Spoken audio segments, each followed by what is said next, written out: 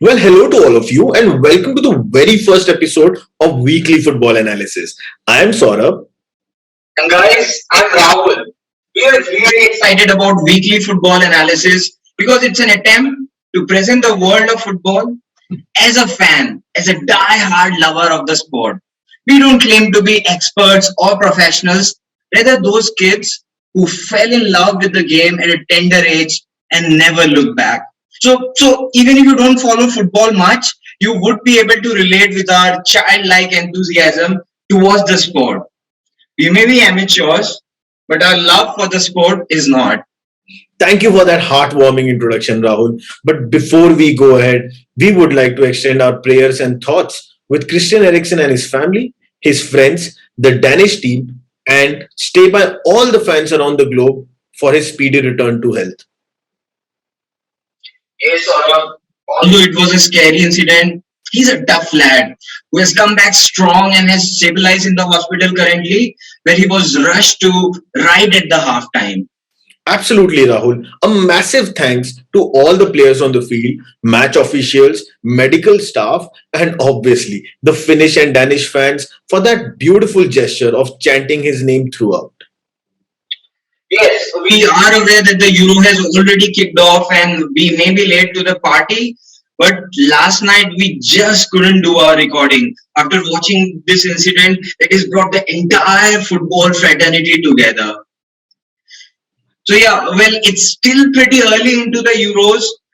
We will be discussing the performance of the teams in the 6 games played so far. And also share our views on how the teams in each table may fare and which 16 teams will move to the next round based on our predictions.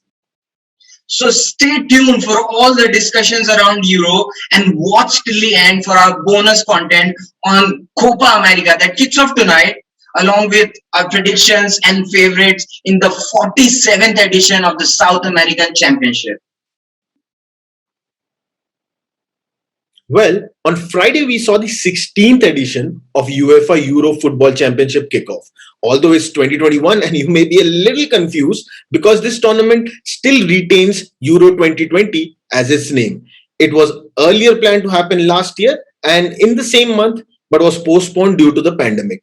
The opening game saw Group A teams Italy and Turkey clash together, and the 1968 Euro winners, Italy pinned Turkey 3-0 down.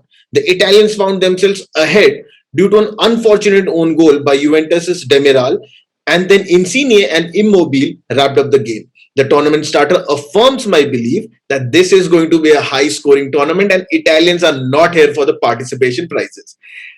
In the second game of the day, from the same group, Wales and Switzerland faced each other for the first time in any major tournament. Although our bet was on Wales and Gareth Bale to lead them to a surprising victory, it ended in a 1-1 draw. A goal from Swiss forward Embolo was cancelled out by the Welsh Kiefer Moore.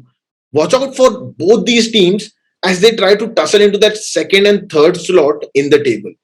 The next game that brought all of us on our feet and then on our knees. While we prayed for Eriksen's health, this game resumed after the unfortunate collapse of the legend who has been an integral part of this Danish side with a 1-0 loss to the Danes. Finland's 60th minute historic goal came from Joel and gives Finland their first victory in debut campaign of any major championship. The game saw Bayer Leverkusen's Finnish keeper Lukas Hradecki save a penalty along with 5 other crucial saves to keep the Danish team at bay. The last game of the day yesterday was played between Belgium and Russia, where the star-studded Belgian team thrashed the Russians. Belgium had the game under control throughout, with 2 impressive goals from Lukaku and one from Munir. The Russians were hardly a match and could be definitely disappointed post the memorable run at the World Cup on their home soil 3 years ago. Then we had England, who met Croatia today at Wembley. English had a good game, created good chances, and Croatia did offer some good resistance. But in the end, it was a City player, Raheem Sterling, who broke the deadlock and secured the match for English. I was a bit disappointed though by the English not able to replicate the good game onto the score sheet. The inaugural match of Pool C was played between Austria and North Macedonia. Austrians were clearly the better side and opened the scoring with a goal from Stefan Leonard. However, Goran Pandev and the company were not ready to give up easily and equalized at the 28th minute. In the end, Austrians went home happy with the knocks from Michael Gregoris and the ex-West Ham striker Marko Arnautovic, concluding the game 3-1 in favor of Austrians. Wow, Rahul, that's a good start to the Euros. Lots of goals and lots of action. Now, can we move to our next segment where we start predicting the top two teams from each pool and also talk about the other four teams that will sneak in the round of 16? Yes, absolutely, Saurabh. We would also like to inform our viewers that there are plenty of games lined up in this week, and you, as fans, will be able to get your daily dose of football with three games scheduled every day. So, talking about the positions of teams in their respective pools, I think sort of for me, Pool A is no brainer to identify the top two teams. I see Italy will be very comfortable moving into the round of 16, and the other team that will join them would be Switzerland for now. So, these two teams I feel would be the top two teams from Pool A. Would you differ? No, I think, Rahul, I think you're absolutely right. The teams of Italy and Switzerland, the squad is very strong. On paper, they are the most favored side. I think they will easily go into the next round. My only worry is with Wales. I think Gareth Bale has a point to prove.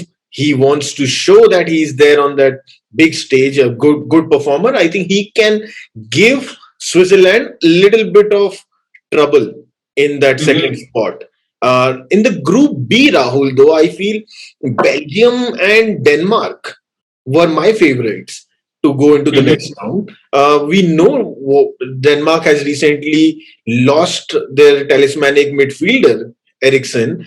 Do you think these two teams would go in easily, or is it going to be somebody else like how Finland has picked up a point? Now try to sneak in. Well, I think yes, Denmark had a bad start. Unfortunate events are to be responsible, but I think they have enough talent on paper to cross the pools, and they should make it into the round of 16. And then now, Group C is very interesting with some important teams like Netherlands, Ukraine, Austria. For me personally, I think Netherlands and Austria would make it into the round of 16 after the good start Austria had today, winning 3-1 over North Macedonia. Uh, what do you think? Do you think Ukraine can topple Austria from that spot too? Yes, exactly. I mean, I think you've got this right again, Rahul. I think although I would have been expecting Ukraine to do maybe a decade back when Shevchenko was probably there, but now I think the team is too young. The team is too young to beat players like Austria's David Alaba, Marko Arnautovic. They have played these tournaments before. They are good established players. So this could be tricky for Ukraine. I don't see them become a giant killer and get into the next round, is my opinion. In the group D, although I have seen England and Croatia, and I'm being very honest, my first choice was Croatia before the game actually happened today. I thought Croatia is going to top the table, and I still feel that they might, because I have a feeling England might choke. So my prediction is Croatia tops the table, followed by Uh-huh. England, and Scotland and Czech Republic may have to settle with the idea that they might be just sticking around in the group stages. What is your take on that? Well, until yesterday, even I had a firm belief that Croatia would finish at the top of Group D. But after today's performance, I do not see that attacking prowess that could help them achieve the top position in the pool. So I would say England finishing at the top of the table, followed by Croatia. These two teams, I think, would make it into the next round. Now, then we have Group E, where we have Spain, Sweden, Poland, and Slovakia. So I believe it would be a cakewalk for Spain to secure the first position, and Poland, carried on by the great Robert Lewandowski, I think would make it into the second spot. Sweden do look good, but I don't think they are good enough to finish in the first two positions. I know you are a big Zlatan fan. So, do you think Sweden can make it into the top two? I genuinely feel nothing is stopping Sweden from getting into that Uh-huh. second spot. Yes, you're bang on that Spain has a lucky draw here in this Group E, but the second spot is still tricky. Poland cannot be heavily relied upon Robert Lewandowski, although he has broken all the records right now. But I have a very strong feeling that this young Sweden side, who probably may not have gone through if Zlatan would have been there, because Zlatan had not been in that national setup for a long time. But knowing for a fact that now he's injured, the young players who have gotten used to playing in tournaments, friendlies, and qualifiers without him now know what they have to do to secure that second spot. But I will not rule them out for the fourth position or maybe the third position that sneak in the round of 16. But before we move there, I have Group F, the group of death to discuss. I see right behind you the flag. I see right behind you the players that you are backing. And you can also probably see who I am following in this Euro and have been following for a long time, right? So, this group for me, I know is going to be very tricky. I know for a fact who is not making through, and that is Hungary. But what are your top two prediction? For me, it is going to be France and Portugal. What is your take? Well, I am a German fan, been supporting since 2002, but I'm also very practical at the same time. I believe this is not the best of the times to support Germany. So for me as well, I would agree with you. France and Portugal would finish first and second in Group F. But remember the team that finished third in their respective pool in the Euros 2016. Which team was it? Was it Portugal? And they did qualify to the round of 16. So I, being an ardent German fan, I strongly believe that Germany would be able to make it into the round of 16 as the third team from Group F. Absolutely. I think, Rahul, I agree with you. I think Germany will come in there. I think I would like to also talk about Portugal because you've very well brought Portugal into the mix. I think this is a season where I'm looking forward to the Portuguese team to actually step up and support Cristiano's desire to win another Euro, his desire to stay at the top of his accolades. I think this is the time when the team actually steps up and provides for him instead of him always providing for the team. I think they've got a good squad. They have all the rights to reach the next round, next stages. But as you very well said, Germany is our first pick in the rest of the four teams that make into the round of 16. But what is the next team? Is it, let me just understand. Do you think, if I am right, is it going to be Wales? Can Gareth Bale pull them up? Well, yes, Gareth Bale, then they have Daniel James, Aaron Ramsey. So there is enough quality in the team to take the Welsh team, make them cross the line of the Group 16. So I'm sure, yes, Wales could be one of these teams. Now that we are left with two spots, what are the other two teams that you think could make it into the round of 16? I think it's just getting very, very tricky, Rahul. I think, in my opinion, Sweden, I am genuinely hoping that they make it to the next stage. They have a young squad. They have a team that knows that they have to perform on their own. They are not dependent. They're not dependent anymore on a central figure. Zlatan always taking that limelight. The dependency was very high, but this time around, I think the Swedish team is going to show the world that they can live without Zlatan, and the country is going to be proud for that. Do you have your fourth pick, or is my third pick not similar with yours? Well, yes, I would agree with you. Sweden, the young squad that they have got, I'm sure that will help them move to the next round. So, yes, Sweden would be the third team for me as well. Fourth team, I think it would be the mighty Russians because they have had a pretty impressive World Cup 3 years ago, and I'm sure that momentum will help them sail through. So, not many would agree. I would like to know your opinion. Like, is Russia the fourth team for you as well that would qualify into the next round? No, Rahul, I think this is where we have to take separate ways.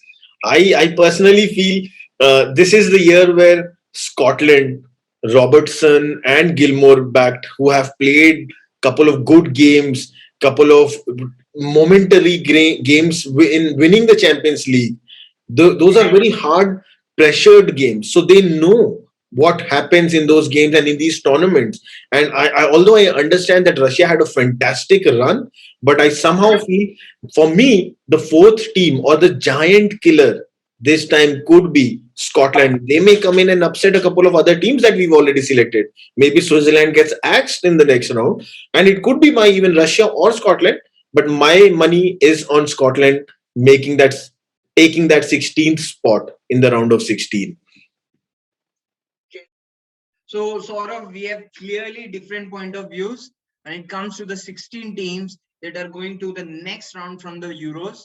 Only time will tell us who stands corrected. Now that we have covered Euros nearly, let's move our focus to the 47th edition of Copa America happening on the other side of the globe. So, Saurav, I would like to have your take on the four teams that are going to make it to the next round from Pool A. Me? You want me to Yes, comment about Copa America? Bro, yes. let's just cut this crap. We know. We only know Brazil, Argentina, Uruguay, Colombia, because they all, those players, those names have come and played in Europe. We don't know. We don't know what Venezuela and Peru is like. I can, please, if you tell me one name from Venezuela, Peru, or Bolivia right now, I will talk about that. You give me one name. Dude. I want you not to do this live. But I really don't know the name of the players. Give me a minute. Let me quickly Google that. No, no, Peru, is Google it? कर You रहे हो, said Google, no, no, go, if you're Googling, then find out for Bolivia also. And, that. and remember all their names. Find me one player who has played in the European side. I don't know. We don't follow it. Why are we pretending? The bonus content was that these guys are hooked.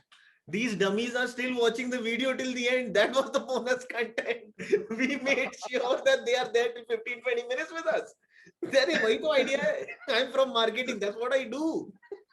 You thought I'm going to talk about Messi and So the Neymar. bonus content was just an advertising gimmick. Is that what you're saying? They are learning it now. This is a twist. They are learning it now. This is a twist. Every time there's a bonus content, they are going to watch it for a different reason, if not for Copa America. On a very serious note, though, Rahul, I'll just go back to that question that you framed, right? In Group A, Mhm.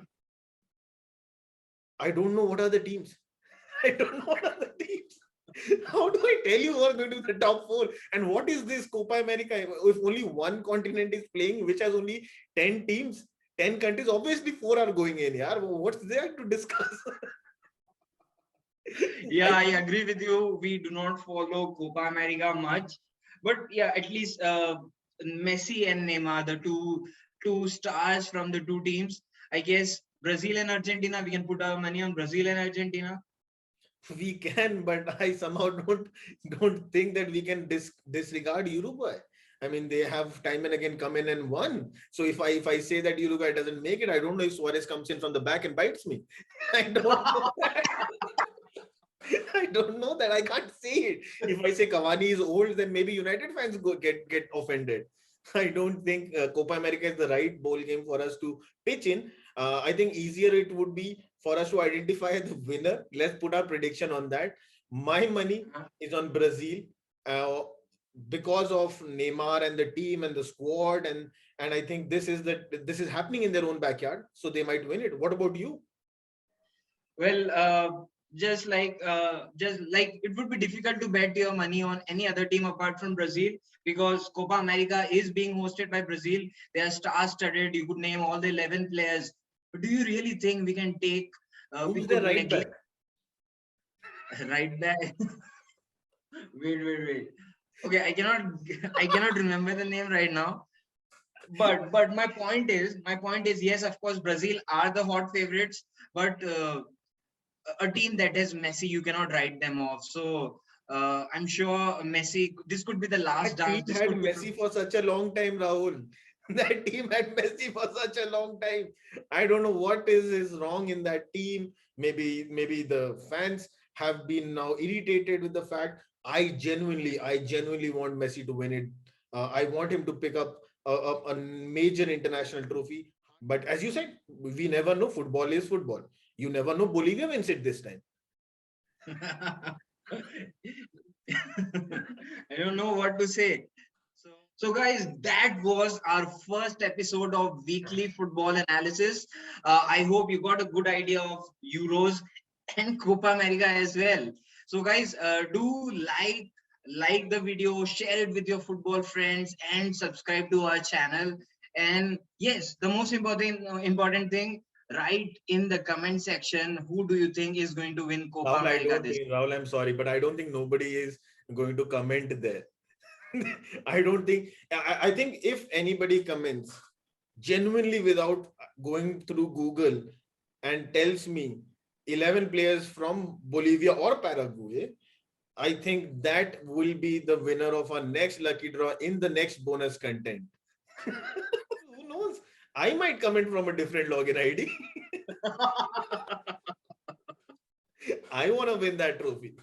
I don't know what is in store, but I want to win that bonus content in the next episode. We can put up a little more of trivias and quizzes, like how we Googled just before shooting this. Who has won the highest Yeah. number of Copa Americas? We know it now. It's Uruguay. Brazil only won it 9 times, but we want him to win this time again. So let's I think just wrap this up. Thank you so much, guys, for staying in tune. We didn't expect you to stay this far. That's why we never thought we'll work on the bonus content. We thought this was just a good hook for you guys to come in, see the weekly football. If anything you can take away from this, that it is that we have our childlike enthusiasm, or in best way, childlike chutiapes. We have it. We have it in us.